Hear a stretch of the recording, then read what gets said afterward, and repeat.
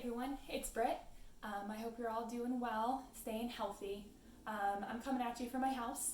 If you hear any dogs or my husband walking around, that's what that background noise is. I'm shooting in one of our spare bedrooms, so I hope it does the trick. Today I want to show you some lower body stretches with anxiety, maybe staying home.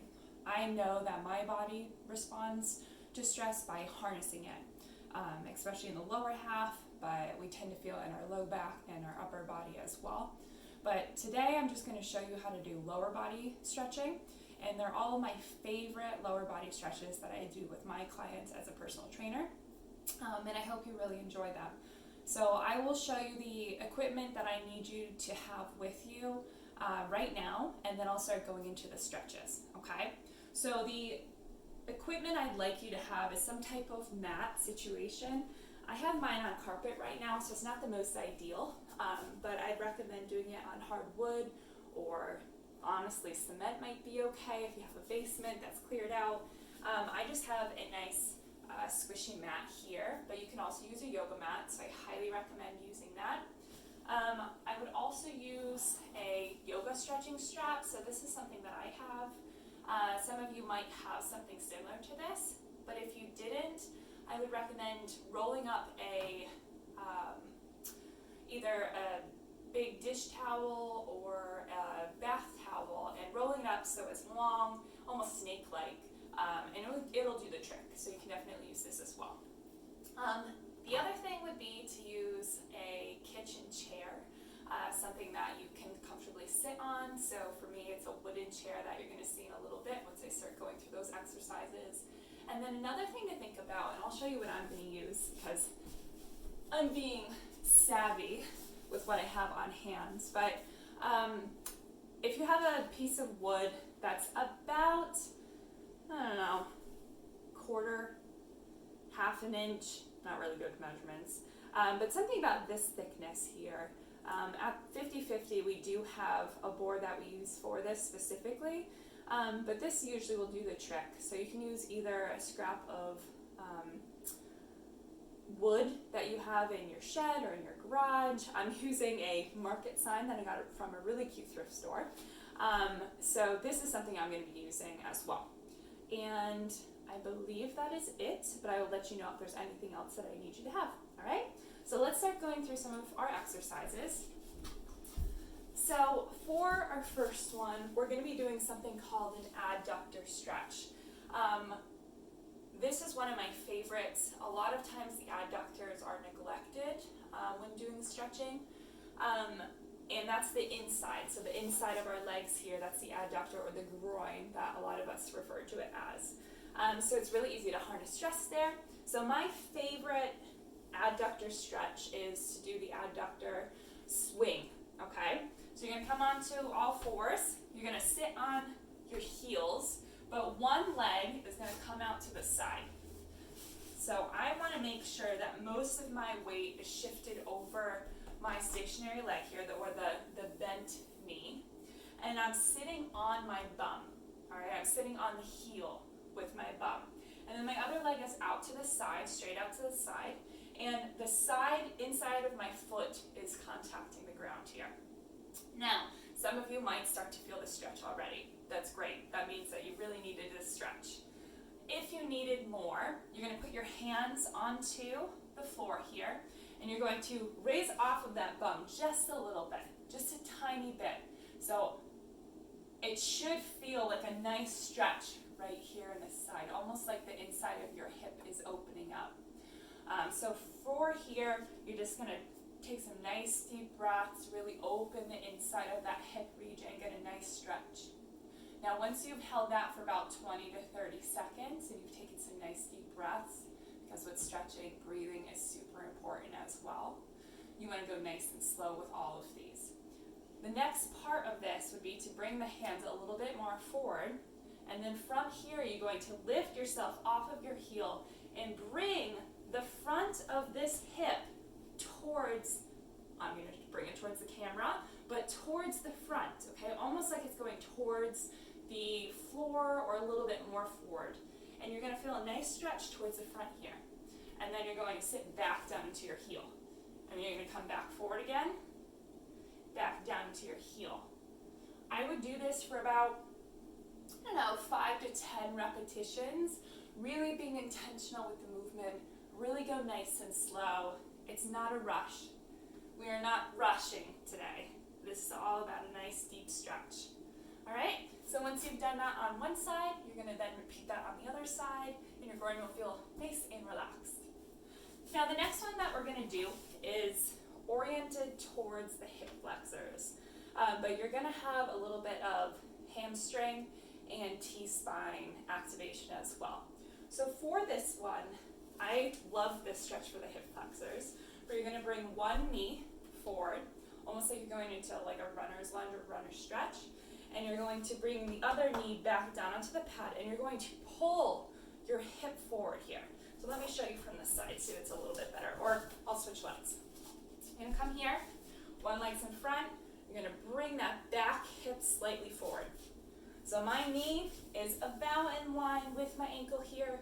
This back hip should feel like the knee is getting pulled towards the back wall, while my hip is getting pulled towards this other wall that I have here in the front. You should start to feel this nice, beautiful stretch here in the front.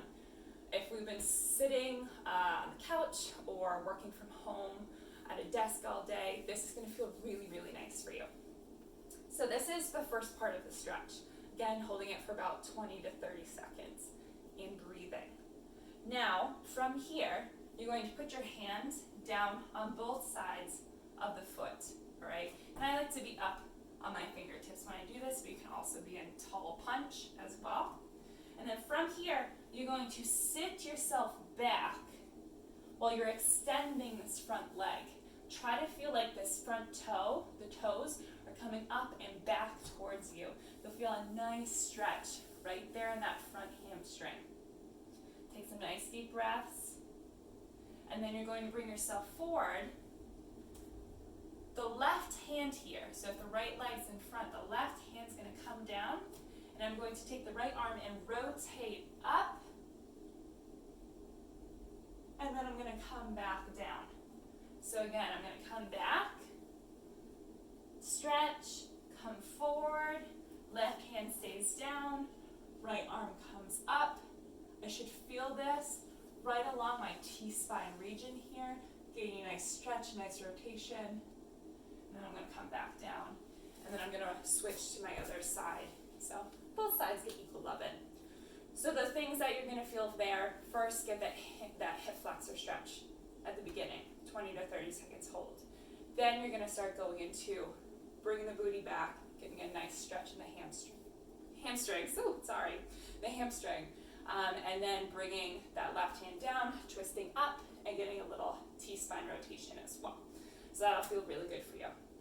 The next one that we're gonna do, since most of us are super tight in our hamstrings, that previous one that we just did have a little bit of a highlight in the hamstrings, but I also love using the yoga strap or a towel, if that's what you have, to get into those hamstrings a little bit deeper.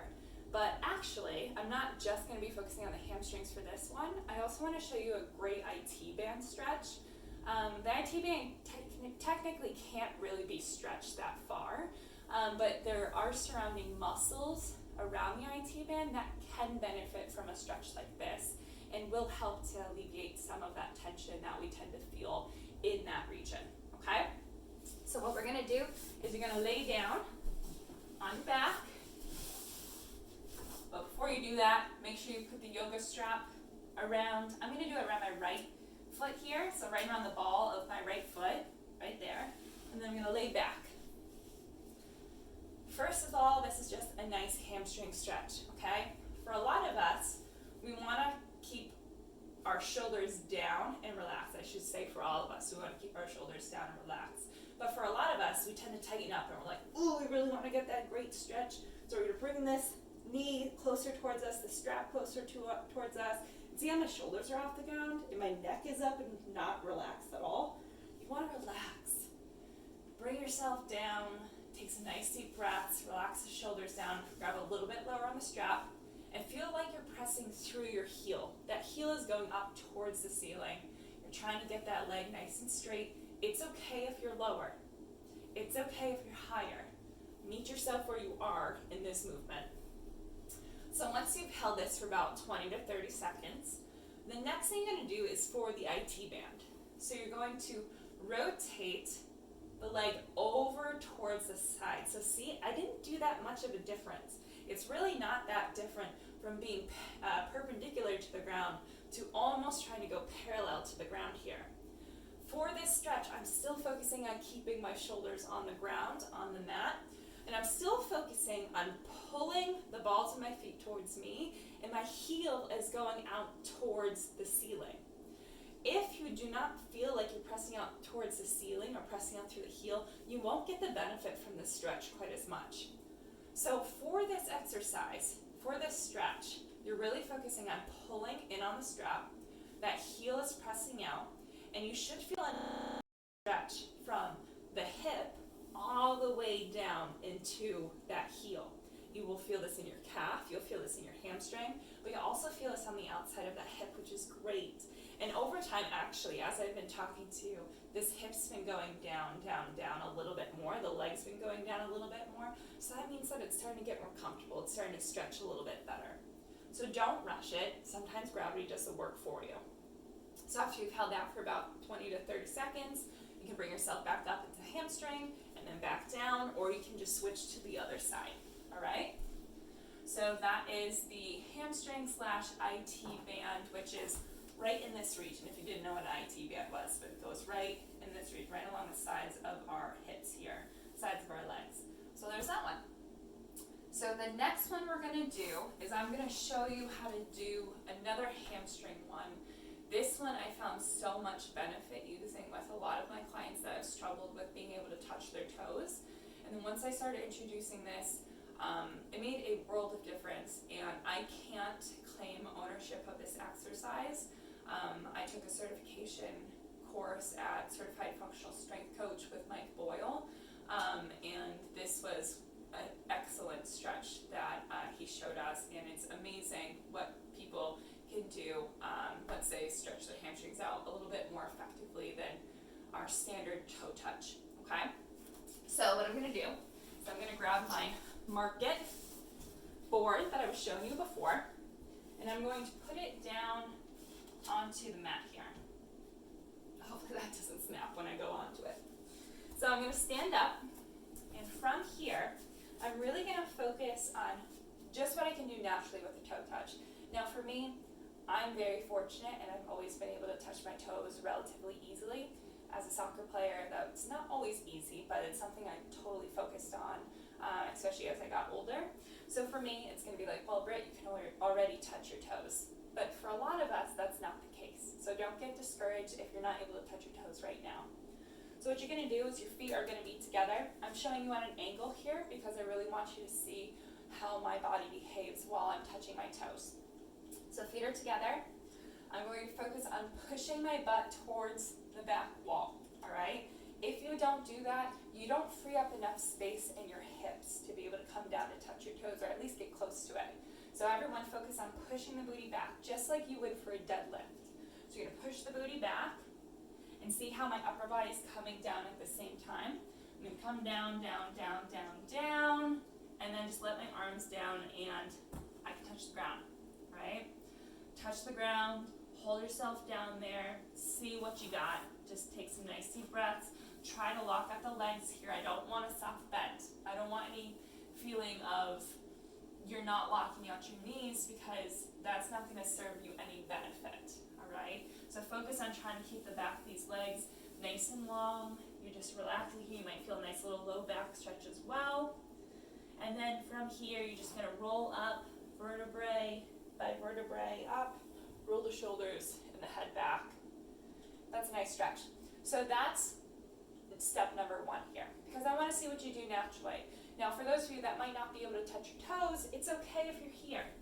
It's okay if you're here. It's okay if you're here. All right? Meet yourself where you are. Get a feel for where you're currently at for your baseline, because that's what this is, a baseline. The next step to this, I'm going to bring this over a little bit more. Next step to this, you're going to put the balls of your feet up on top of the board here. Now again, this isn't super ideal because I'm on carpet, but if you were on a hardwood floor, this would be much better, and you can put that board down on the hardwood floor, and you'll just have a nice surface that's a little bit more firm rather than a squishy carpet or a squishy mat. So I do recommend you doing this off of your mat. So from here, the balls of my feet are on the board and they're still together. My feet are still together. And I'm going to do the same thing I just showed you, the same exact format, except now the balls of my feet are on the board. Now the point of the balls of the feet being on the board is it's going to promote a deeper stretch into those hamstrings. I'm still forcing my booty back, but now the way that my ankles are elevated, it's actually a little bit nicer for the hamstrings. It helps close the distance just a tiny, tiny bit. It helps to take out some ankle dorsiflexion problems that you might have, so that inability to bend in the ankles quite as much. So again, I'm going to push my booty back, I'm going to come down, whoop, a little squishy there, so I'm going to fall over, come down, touch my toes. I'm going to hold it here for about 5 seconds, taking some nice deep breaths, and then I'm going to come up nice and slow, roll my shoulders at the top. I'm going to repeat that for about 5 to 8 times, all right? Honestly, the more you do, the better you're going to feel afterwards. And then what you're going to do, so the board can stay there, but I'm just trying to stay in line with the camera. You're going to put the heels on the board now, all right? Now with the heels on the board, you're shortening the distance for your hamstrings for you to come down to touch your toes. So it's a little bit nicer having the heels raised off. But you're still focusing on the same exact movement. Booty comes back, upper body's coming forward, but now it's placing more emphasis on you pushing the bum back. Because if you don't, you're going to fall forward, and I might laugh at you. So what you're going to do is you're going to push your booty back, more exaggerate than you usually do. Push that booty back, come down, try to touch your toes. Again, it's okay if you're up here. Meet yourself where you are with this. And then you're going to hold it down there for 5 seconds. Come up, roll the shoulders at the top. Okay? Once you've done the toes up and then the heels up for 5 to 8 repetitions, 5 seconds, hold each time. Then what you're going to do is you're going to get rid of the board. And then you're going to come down and you're going to put your feet together and go back to that standard toe touch that you did for your baseline before you put your toes up onto the board. Then you're going to come back down and be like, woo, look at that. You might be able to touch your toes, or at least you should see a difference from the start of your baseline to where you're finishing now. So you should feel like it's a lot more loose and limber there, okay? So that's one of my favorite hamstring exercises. Do a favorite hamstring stretches. I'm almost done. The next one that we're going to do is called the piriformis stretch. So the piriformis is right in this region of the booty, all right? For a lot of us, we feel pain in our hips, in our low back, and the piriformis could be a culprit for that. Not necessarily the main focus, but it could be a factor, a muscle that is affecting your pain and affecting the way that your muscles around the hips and your low back are performing, okay? So the piriformis is in your glutes. So what you're going to do is you're going to grab a kitchen chair or a dining room table chair that you feel comfortable sitting in, all right? You want to feel comfortable, so I'm going to grab that. This is my dining room table chair. A little glimpse into my life. So dining room table chair here. Actually, I'm going to come back a little bit more. Again, better if you do it on a flat surface that's not super squishy, but we're going to work with what we have. So I'm going to sit down to the chair. I like to push myself so I'm a little bit more far forward onto the chair. I'm not sitting back all the way to where the backing of the chair is. So I'm a little bit more far forward. It's hard to say quickly. Then from here, what you're going to do is say I'm going to keep my left leg here on the ground first, so the left foot's down. Then I'm going to take my right foot and I'm going to put it up so the ankle, or just above the ankle of my right leg, is on the quad of my left leg. I don't want it on top of my knee of the left leg, and I don't want it super far onto my quad so it's closer to my hip flexor. I want it to be just above the knee into like more of the meaty part of the quad. It just feels nicer, and then that way the left knee doesn't feel like a lot of pressure on the hips, okay? So for some of you, just bringing that foot up there, you'll start to feel a little bit of a stretch on the inside there, or I should say on the piriformis, on the hip there. That's okay. That's just where you're at right now.